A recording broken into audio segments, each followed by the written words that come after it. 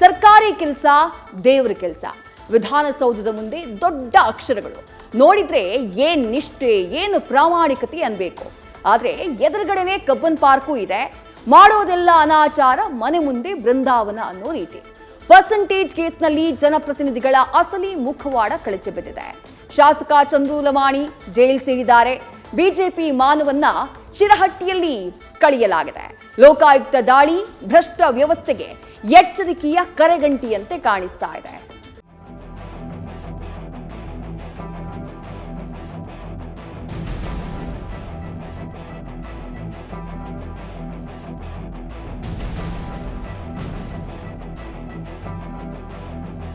ವೈದ್ಯೋ ನಾರಾಯಣೋ ಹರಿಹಿ ಅಂದ್ರೆ ವೈದ್ಯರು ಪ್ರಾಣ ಉಳಿಸುವ ದೈವಿಕ ಸ್ವರೂಪ.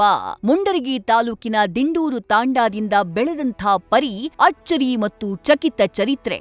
ವೈದ್ಯ ವೃತ್ತಿಯನ್ನೇ ಮೆಟ್ಟಿಲಾಗಿಸಿದಂಥ ಚಂದ್ರು ಅವರ ಕೋವಿಡ್ನಲ್ಲಿನ ಸೇವೆಗೆ ಸಿಕ್ಕಿದ್ದು ಶಾಸಕ ಎಂಬ ಸೌಭಾಗ್ಯದ ಪಟ್ಟ. ಯಾವುದೇ ಗಾಡ್ ಫಾದರ್ ಇಲ್ಲದೆ ಬೆಳೆದ ಈ ಡಾಕ್ಟರು ಈಗ ತಪ್ಪಿದ್ದು ದಾರಿಯಲ್ಲ, ದಿಕ್ಕು.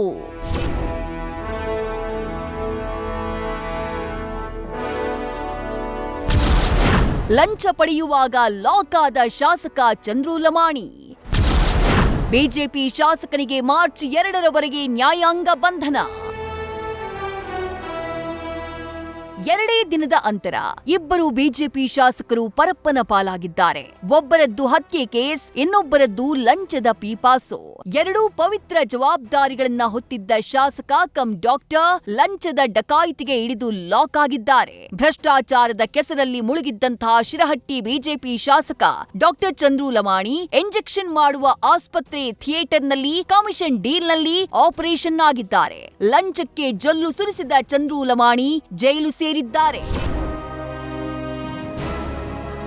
ನಿನ್ನೆ ಬಂಧನಕ್ಕೀಡಾದಂಥ ಡಾಕ್ಟರ್ ಚಂದ್ರು, ಪಿಎ ಮಂಜುನಾಥ್, ಗುರುನಾಥ್ ನಾಯ್ಕ್ರನ್ನ ಬೆಂಗಳೂರಿನ ಜನಪ್ರತಿನಿಧಿಗಳ ವಿಶೇಷ ಕೋರ್ಟ್ ನ್ಯಾಯಾಧೀಶ ಗಜಾನನ ಭಟ್ ನಿವಾಸಕ್ಕೆ ಹಾಜರುಪಡಿಸಲಾಯಿತು. ಈ ವೇಳೆ ಚಂದ್ರು ಲಮಾಣಿಗೆ ಮಾರ್ಚ್ 2ರವರೆಗೆ ನ್ಯಾಯಾಂಗ ಬಂಧನವನ್ನ ವಿಧಿಸಿ ನ್ಯಾಯಾಧೀಶರು ಆದೇಶ ಜಾರಿ ಮಾಡಿದ್ರು. ನ್ಯಾಯಾಂಗ ಬಂಧನದ ಬೆನ್ನಲ್ಲೇ ಚಂದ್ರು ಲಮಾಣಿ ಪರಪ್ಪನ ಅಗ್ರಹಾರ ಜೈಲು ಸೇರಿದ್ದಾರೆ. ಆಪ್ತರಿಬ್ಬರಿಗೆ 9 ದಿನಗಳ ಕಾಲ ನ್ಯಾಯಾಂಗ ಬಂಧನದಲ್ಲಿಡೋಕೆ ಆದೇಶ ನೀಡಲಾಗಿದೆ.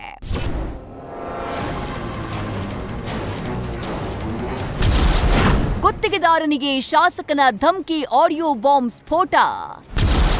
ಬೇಡಿಕೊಂಡ್ರು ಚೇಂಜ್ ಆಫ್ ವರ್ಕ್ ಮಾಡುವಂತೆ ಸೂಚನೆ. ಇನ್ನು ಗುತ್ತಿಗೆದಾರನಿಗೆ ಕಮಿಷನ್ ಬೇಡಿಕೆ ಇಟ್ಟಿದ್ದಂಥ ಆಡಿಯೋ ಬ್ಲಾಸ್ಟ್ ಆಗಿದೆ. ಗುತ್ತಿಗೆದಾರ ವಿಜಯ್ ಪೂಜಾರ್ಗೆ ಅವಾಚ್ಯ ಶಬ್ದಗಳಿಂದ ನಿಂದಿಸಿ ಶಾಸಕ ಡಾಕ್ಟರ್ ಚಂದ್ರು ಲಮಾಣಿ ಧಮ್ಕಿ ಹಾಕಿದ್ದಾರೆ.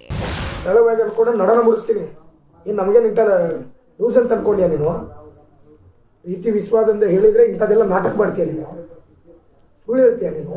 ಎಲ್ಲಮ್ಮಗೆ ಹೋಗಿನಿ, ಮಲ್ಯಮ್ಮಂಗೆ ಹೋಗಿನಿ, ಬೆಳ್ಳಮ್ಗೆ ಹೋಗಿನಿ. ನೀನು ಇಂಥದ್ದು ನಿಮ್ಮ ತಾಲೂಕಿನಾಗ ಮಾಡಿದ್ರೆ ನಮ್ಮ ತಾಲೂಕಿನಾಗ ಮಾಡಿ ನಡ ಮುರಿದು ಕಳಿಸ್ತೀವಿ. ಸರ್ ಇದೊಂದು ತಪ್ಪಾಗಿದೆ ಸರ್. ಅದ ಅಂದ್ರೆ ಅವ್ರು ಬೇರೆಯವ್ರ ಹೆಸರು ಬಿಡೋ. ನೀನು ಯಾರ ಹೆಸರಿಗೆ ಆಗಿತ್ತು? ನಮ್ಮ ಹೆಸರಲ್ಲಾಗಿತ್ತು.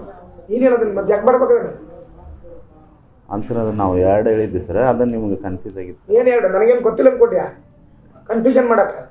ಅವತ್ತು ಬಿಡ, ನನಗೆ 2 ಹೇಳಂತೂ ನಾನು ಕನ್ಫ್ಯೂಷನ್ ಆಗೈತದ.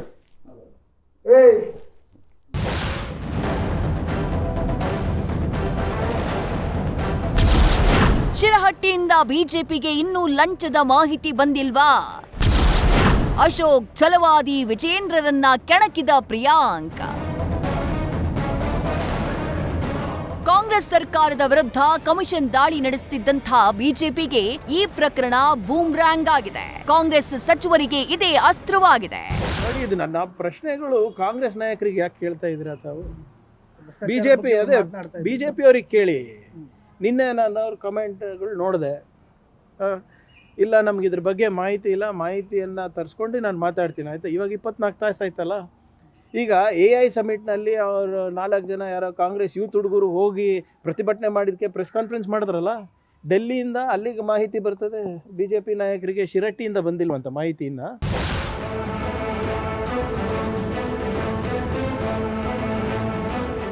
ಒಟ್ಟಾರೆ ರಾಜಕೀಯ ನೈತಿಕತೆಯೇ ಮಣ್ಣು ಪಾಲಾಗಿದೆ. ಸ್ವಪಕ್ಷದ ಶಾಸಕನೇ ಲಂಚದ ಪ್ರಕರಣದಲ್ಲಿ ಸಿಕ್ಕಿಬಿದ್ದಿರುವುದು ಬಿಜೆಪಿಗೆ ಮುಜುಗರ ತಂದಿದೆ. ಅದೇ ಕಮಿಷನ್ ಬಾಂಬ್ನಲ್ಲಿ ಬಿಜೆಪಿ ಶಾಸಕ ಸಿಕ್ಕಿದ್ದು ಬ್ರಹ್ಮಾಂಡ ಭ್ರಷ್ಟಾಚಾರದ ಅಸ್ತ್ರವೊಂದು ಬಿಜೆಪಿಗೆ ಬಲು ಭಾರವಾಗಿದೆ.